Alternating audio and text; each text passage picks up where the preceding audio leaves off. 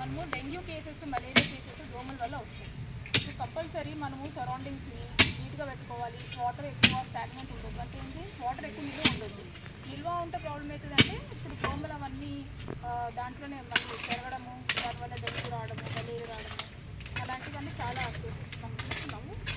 ఇంకొకటి మెయిన్ ఏంటంటే ఇట్లా మురికి నీళ్ళలో కాకుండా కూడా ఫ్రెష్ వాటర్తో కూడా మనకి స్ప్రెడ్ అవుతుంది.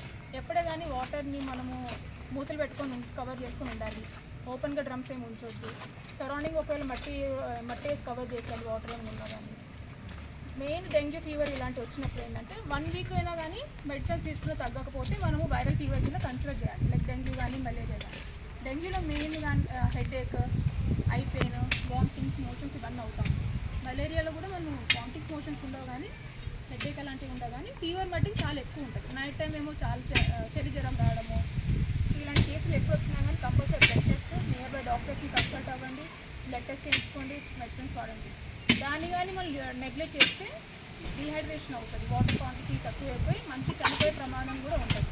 బ్రెయిన్కి కూడా ఎఫెక్ట్ అయ్యే ఛాన్సెస్ ఉంటుంది డెంగ్యూ అలాంటి ఫీవర్.